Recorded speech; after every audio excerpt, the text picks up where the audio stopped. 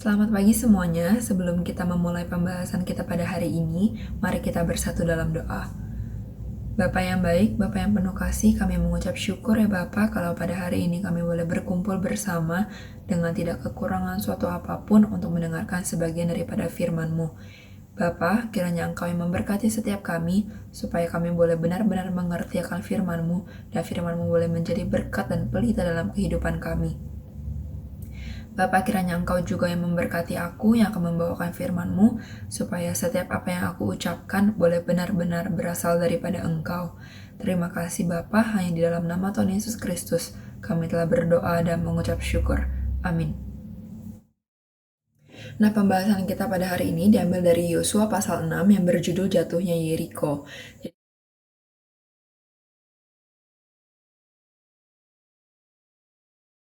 Jadi pasal ini singkatnya menceritakan bagaimana Tuhan menyatakan mukjizatnya bagi bangsa Israel untuk merebut kembali tanah Yeriko. Kenapa merebut kembali? Karena sebenarnya tanah Yeriko adalah milik bangsa Israel.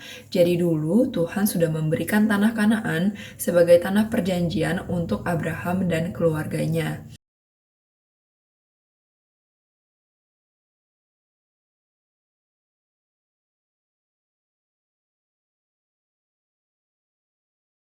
Tapi, karena ada bencana kelaparan yang melanda seluruh negeri, termasuk di tanah Kanaan, akhirnya bangsa Israel pindah ke Mesir, karena pada saat itu hanya di Mesirlah yang masih terdapat cadangan makanan. Akhirnya bangsa Israel tinggal di Mesir untuk waktu yang cukup lama. Karena itu, mulailah berdatangan bangsa-bangsa lain ke tanah Kanaan dan akhirnya bermunculan kota-kota di tanah Kanaan termasuk kota Yeriko. Saat ini ketika Tuhan menuntun bangsa Israel untuk keluar dari Mesir dan kembali masuk ke tanah perjanjian, mereka harus merebut kembali tanah mereka. Nah, Yeriko ini terkenal sebagai kota berbenteng, yang artinya kotanya itu dikelilingi oleh tembok-tembok pertahanan dan tembok-tembok mereka itu diperkirakan tingginya sekitar 9-14 meter dan lebarnya sekitar 6 meter. Jadi mereka ini terkenal sebagai kota pertahanan yang tidak terkalahkan karena dilindungi oleh dewa-dewa Kanaan. Nah, dari latar belakang kota Yeriko yang begitu kuat, kira-kira bangsa Israel tuh takut atau enggak ketika mereka mau menghadapi kota ini? Mereka itu takut atau enggak? Nah, menurut saya bangsa Israel pasti takut. Tapi lewat ayat ini, lewat ayat pertama, kita diajarkan untuk yang sebenarnya seharusnya takut itu adalah musuh, bukan kita. Mari kita baca ayat pertama. Dalam pada itu, Yeriko telah menutup pintu gerbangnya. Telah tertutup kota itu karena orang Israel. Tidak ada orang keluar atau masuk. Nah, jadi Yeriko ini lockdown dia. Dia menutup pintu gerbangnya dan tidak ada yang boleh keluar atau masuk. Nah, zaman sekarang kalau kita lockdown itu karena apa? Karena kita takut. Kita takut ada virus corona. Nah, ini tertulis jelas. Yeriko ini lockdown karena orang Israel. Jadi mereka itu takut sama orang Israel. Kira-kira kenapa mereka takut? Pertama, yang pasti karena bangsa Israel itu jumlahnya sangat banyak. Tapi yang paling mereka takuti dari bangsa Israel adalah Allah Israel. Karena pada saat bangsa Israel keluar dari Mesir, Tuhan memberikan tulah yang begitu banyak di Mesir. Kemudian Tuhan juga membimbing bangsa Israel sampai akhirnya mereka bisa menyeberangi Laut Teberau, kemudian mereka menyeberangi Sungai Yordan. Jadi mukjizat-mukjizat dan kuasa Tuhan yang begitu dahsyat tuh beritanya tersebar ke seluruh negeri termasuk ke kota Yeriko.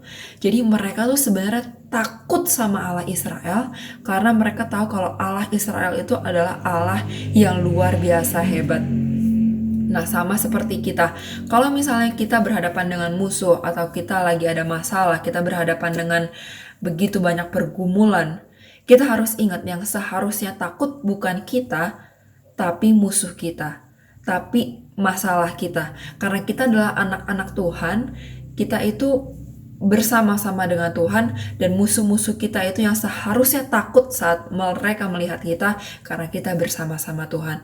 Karena Tuhan kita adalah Tuhan yang dahsyat, Tuhan kita adalah Tuhan yang tidak terkalahkan.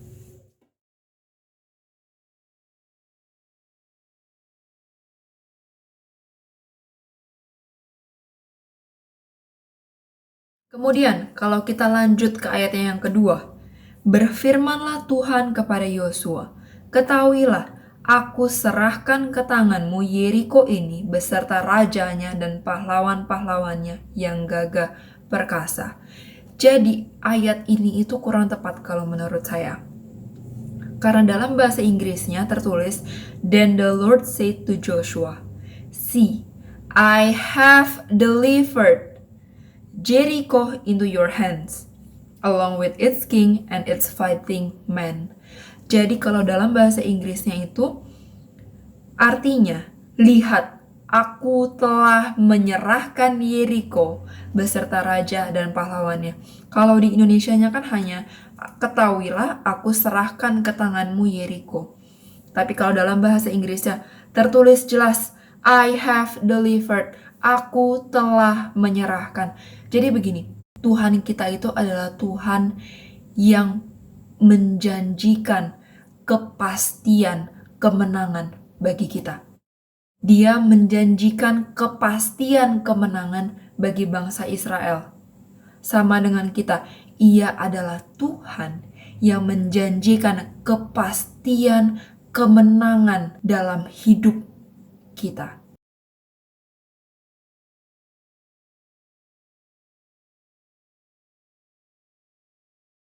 Jangan pernah meragukan kepastian yang telah Dia berikan bagi kita.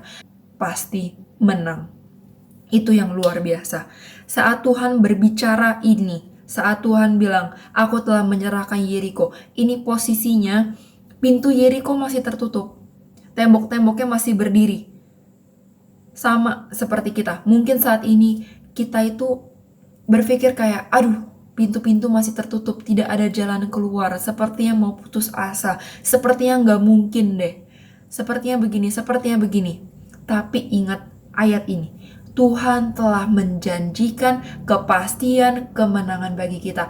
Apapun masalahnya, apapun pergumulannya, apapun kesusahan yang kita alami, selalu ingat kalau Tuhan sudah memberikan kepastian kemenangan bagi kita.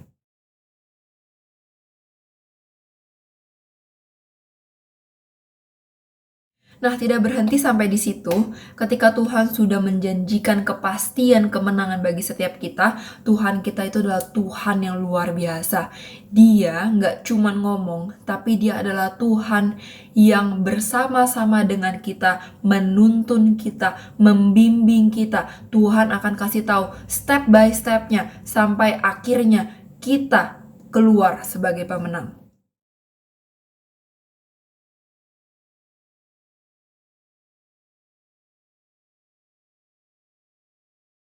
Masalahnya, biasanya cara Tuhan itu tidak masuk akal.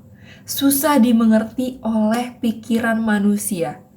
Mari kita baca ayat selanjutnya. Ayat yang ketiga. Haruslah kamu mengelilingi kota itu, yakni semua prajurit harus mengedari kota itu sekali saja. Demikianlah harus engkau perbuat 6 hari lamanya. Jadi bisa dibayangkan, ini posisinya bangsa Israel lagi mau melawan Yeriko. Lagi mau menembus tembok Yeriko. Tapi Tuhan suruh apa? Tuhan suruh mengelilingi kota Yeriko. Nyambung apa enggak? Enggak. Masuk akal apa enggak? Enggak.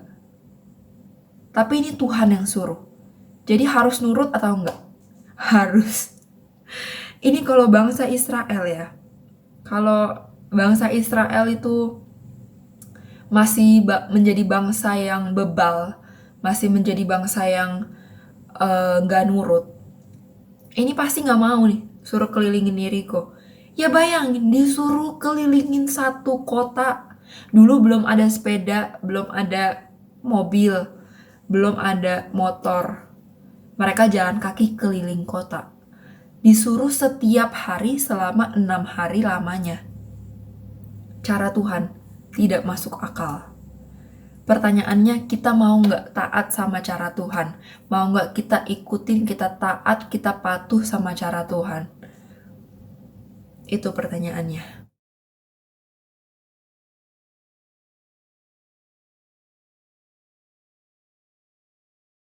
Nah, walaupun sepertinya cara Tuhan terlihat tidak masuk akal, sepertinya kok sulit banget untuk dilakukan. Kenapa harus mengelilingi kota Yeriko selama 6 hari berturut-turut?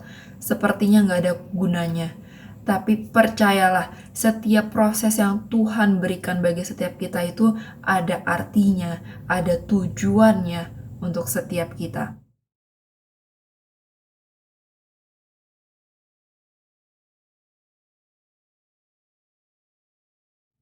Dan jangan khawatir, dalam prosesnya Tuhan itu hadir bersama-sama dengan kita.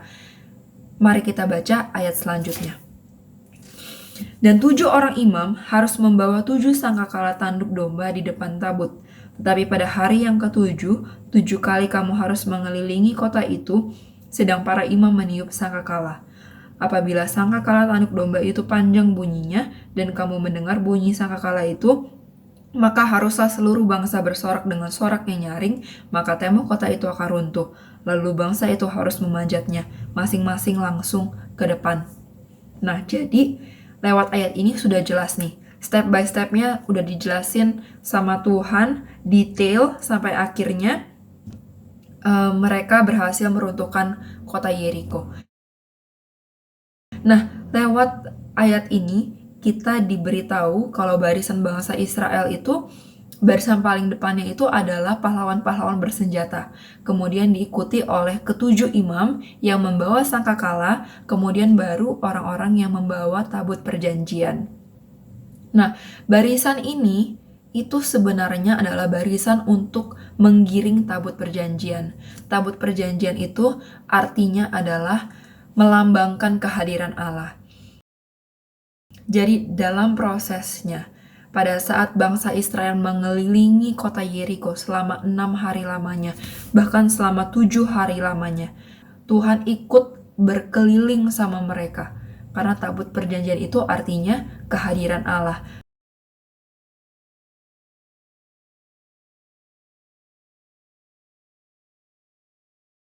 Harus selalu diingat kalau Tuhan itu adalah Tuhan yang hadir bersama-sama dengan kita.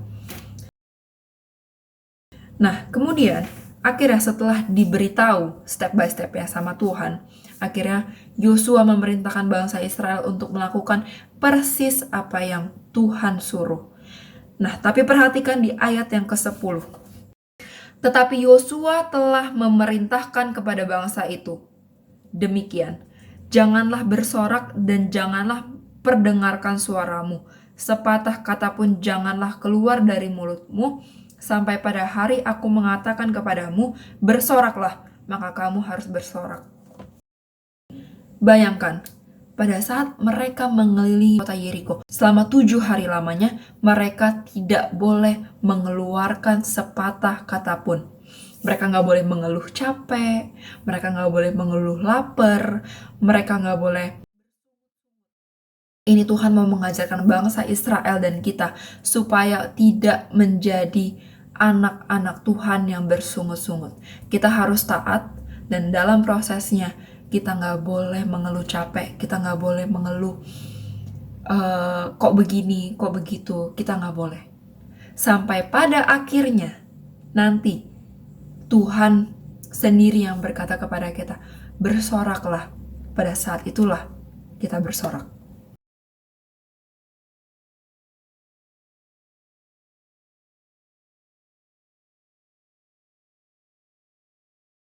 Dan ini posisinya ketika bangsa Israel mengelilingi kota Yeriko. Bangsa Yeriko, prajurit-prajuritnya itu tuh udah standby di seluruh benteng-benteng mereka, di tembok-temboknya mereka tuh udah standby ngeliatin bangsa Israel di bawah. Bayangin, bangsa Yeriko pas ngeliat bangsa Israel 6 hari cuman keliling-keliling. Kira-kira bangsa Yeriko gimana? Pasti ngejek, pasti ketawain. Ih, ngapain lu keliling-keliling gak ada kerjaan? Pasti dicemooh, pasti diejek, pasti diketawain. Tapi bangsa Israel gak boleh keluar sepatah kata pun. Gak boleh melawan. Sepatah kata pun gak boleh melawan. Nah ini sama. Mungkin kita dalam prosesnya, kalau misalnya kita taat sama Tuhan, pasti di sekeliling kita tuh banyak yang ketawain. Banyak yang ngejek, lu kenapa sih jadi orang kok alim banget? Lu kenapa sih sok suci lu? Lu sok ini, sok itu. Pasti kita diejek. Tapi kita sebagai anak Tuhan, kita disuruh diam. Kita harus diam, taat menjalani perintah Tuhan.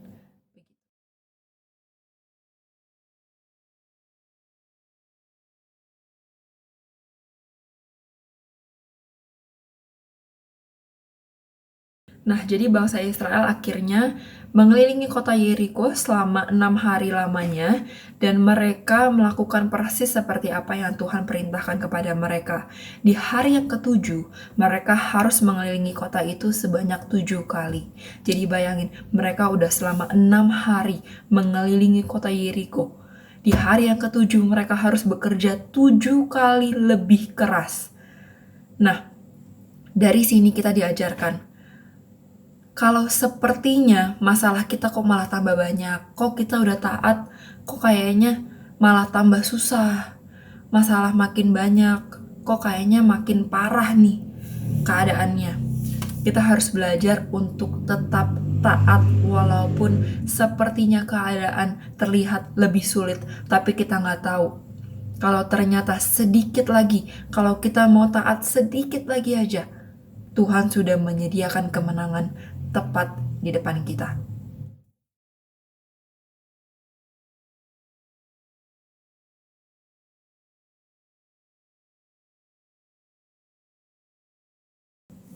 Di ayat yang ke-15, tetapi pada hari yang ketujuh mereka bangun pagi-pagi ketika fajar menyingsing dan mengelilingi kota 7 kali dengan cara yang sama. Hanya pada hari itu mereka mengelilingi kota itu 7 kali. Lalu pada ketujuh kalinya mereka ketika para imam meniup sangkakala, berkatalah Yosua kepada bangsa itu, bersoraklah sebab Tuhan telah menyerahkan kota ini kepadamu. Nah, jadi itu mengajarkan kepada kita kalau kita harus bersorak terlebih dahulu, bahkan sebelum kita menerima kemenangan daripada Tuhan, yang artinya kita harus terlebih dahulu mengucap syukur kepada Tuhan walau sebelum kita memperoleh kemenangan daripada Tuhan.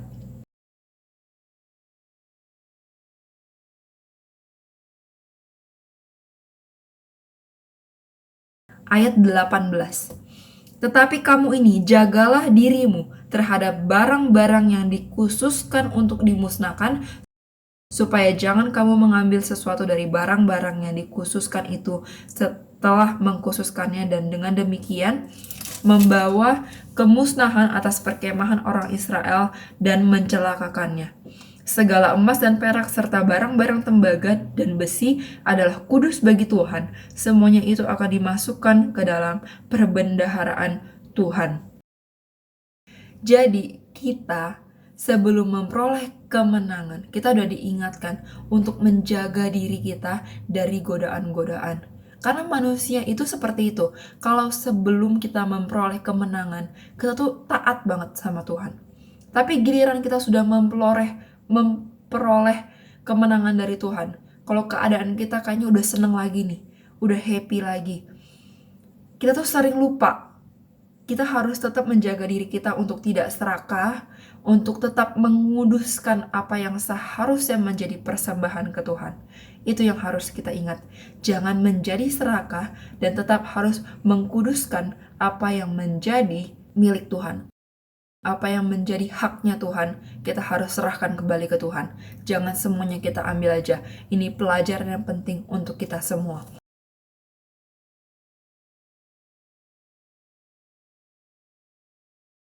Lanjut ke ayat selanjutnya. Lalu bersoraklah bangsa itu, sedang sangkakala ditiup. Segera sesudah bangsa itu mendengar bunyi sangkakala, bersoraklah mereka dengan sorak yang nyaring. Maka runtuhlah tembok itu, lalu mereka memanjat masuk ke dalam kota, masing-masing langsung ke depan. dan merebut kota itu.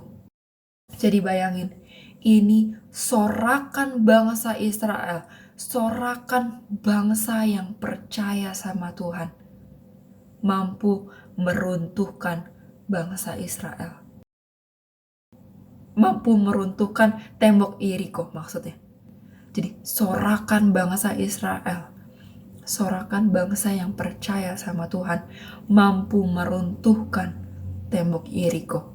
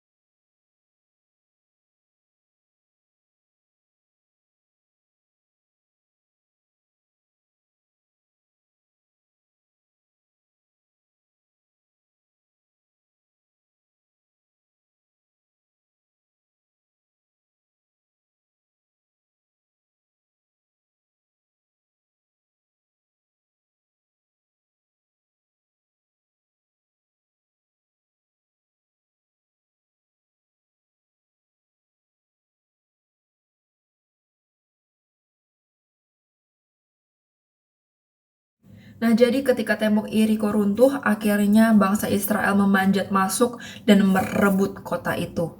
Hanya menyisakan Rahab dan ayahnya, ibunya, saudara-saudaranya, dan semua orang yang bersama-sama dengan dia, bahkan seluruh kaumnya dibawa mereka keluar. Lalu mereka menunjukkan kepadanya tempat tinggal di luar perkemahan orang Israel. Gitu. Jadi yang hanya disisakan untuk hidup itu hanya Rahab dan keluarganya. Sisanya dibakar habis dan kota Yeriko akhirnya berhasil direbut oleh bangsa Israel. Lewat cerita ini, kita diajarkan untuk menjadi anak-anak Tuhan yang selalu taat. Dan dalam prosesnya, kita diajarkan untuk tidak bersungut-sungut, untuk tidak mengeluh, dan tidak melawan orang-orang yang mengejek kita atau mengolok-ngolok kita. Dan dalam prosesnya pun Tuhan hadir bersama-sama dengan kita, dan Tuhan telah menjanjikan kepastian kemenangan bagi kita, bahkan jauh sebelum Tuhan memberikan jalan keluar.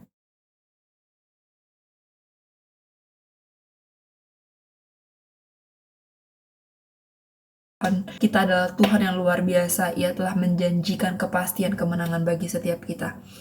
Semoga pembahasan pada hari ini boleh bermanfaat dan menguatkan setiap kita. Mari kita menutup pembahasan pada hari ini dengan doa. Bapak, kami mengucap syukur Bapak kalau pada saat ini kami boleh menyelesaikan pembahasan kami tentang jatuhnya kota Yeriko, bagaimana Engkau bekerja begitu dahsyat menyatakan mukjizat dan kuasa-Mu bagi bangsa Israel Bapak. Kami pun percaya ya Bapak, kalau Engkau adalah Allah yang luar biasa, Engkau adalah Allah yang begitu hebat ya Bapa. Maka dalam hidup kami pun, apa yang menjadi permasalahan dalam hidup kami, apa yang menjadi pergumulan dalam hidup kami mau percaya dan kami mau taat kalau Engkau yang akan bekerja dalam hidup kami dan yang akan memberikan kami jalan keluar dari setiap permasalahan kami Bapa.